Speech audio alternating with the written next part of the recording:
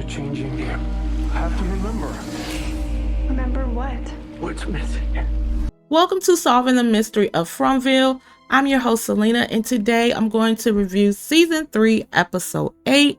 Fatima is in serious trouble, and Boy is trying to help by setting her up in a shack far from both the town and Colony House. Do you all think Fatima deserved to go in the box for what happened with Tilly? Or did Boy make the right choice in keeping this under wraps from the town? I'm asking because it's bound to come to a point where the town will want a new leader, and that leader could be Acosta. According to Donna, townspeople are already questioning Boy's judgment, and Boy's choices may only make things worse. While Boy is one of my favorites in the show, I have a feeling that next season, Acosta isn't going anywhere. As much I had despise her and cannot stand her, she'll likely team up with Randall. Why? Because Randall can't stand Boy because of what happened. And so those two are going to come together and they're going to sway the town toward new leadership. And I'm hoping that's not the case. I know I am jumping the gun on this, but I just have a feeling because Acosta cannot stand Boy. She don't like his ways, and same thing with Randall. And so I guarantee you it's going to be some issues. And I hate to say this, but the townspeople, yeah, they're going to sit there and they're going to ask for a new leader. And that's just my 2 cents on that. Donna warns Boyd that he needs to find Sarah, as she may be the one that hurt Tilly. The Colony House people are likely to blame Sarah for this, for what happened because of her past actions. Donna has a valid point here. I get it, and I can't really blame her for calling Boyd out. Meanwhile, Victor is growing more impatient. He's desperate to remember things and keeps trying to get Jasper to open up. And Victor wasn't having it with Sarah, especially when Sarah was trying to, reenact as Jasper. And Victor was like, that is not it, girl. This is not what you are supposed to be saying.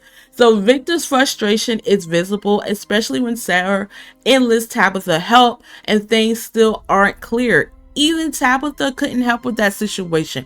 But I must say this, Tabitha is the only person that can calm Victor down. Whatever that is going on with Victor, Tabitha is the one that can talk to him and calm him down and make him see another point of view. And Tabitha also is the person that can help him, which is true. It's just that whole puppetry thing with Sarah trying to pretend like she was Jasper, I thought that part was a little bit funny because Victor was like, I'm so sick of this and I'm sick of you. Victor wants so badly to protect and save people, and I love how his character has evolved, showing more depth and personality and of course his determination. On the other hand, Jim and Jay had a confrontation, and I'm glad Jay put Jim in his place. Jim would never fully understand what Tabitha has seen or been through, and so I'm glad Jay was like, look, if I'm the arrogant, cocky person and I'm the person that's going to get these people out of here, so be it. It's like, what does it matter, Jim? Because you haven't been helping Jim. Instead of complaining and threatening Jade, you should be helping. You should be like, well, what do you have? Let me see. And Jim, you haven't really contributed to anything. You keep leaving your kids. I'm just glad Jade just basically told him like it is. Meanwhile, Julie takes Ethan to the place Randall warned her to avoid. I don't understand why Julie just don't listen, and for once Randall has some damn sense to say, hey, I'm not going back there and you shouldn't either. She confides in Ethan about her confusion, and what's so funny at this point when Julie told Ethan, so what do I supposed to do? And Ethan was like, come again? Like, you older than me. You should be making your own decisions. But I see why. Because sometimes Julie do be acting like a little child. Ethan tells her she's at a threshold. In storytelling, a threshold is a pivotal moment when the hero steps into a new unfamiliar realm, pushing the plot forward but making the start of their journey. One example of this device is in the movie called Annihilation, where characters pass into a realm that looks the same yet is entirely different. Crossing the threshold often brings unknown challenges and adventures that forever change someone's life. When Julie crosses her threshold and glimpses the past, she realizes she's witnessing stories that have already ended, just like in time travel plots where attempting to change things can lead to disaster. When Victor finds out that the boy in white was the one that was talking to Christopher, Victor explains what happened with the children. Victor said that the answers to the end are in the beginning. It started with the children and what the others did to them, the people they love and trust, which I'm guessing is the parents, that unalive their own children. The children were born in the dark and they were murdered in the dark, but someone that loved them told them a story. The story gave them hope, and the children created the faraway tree.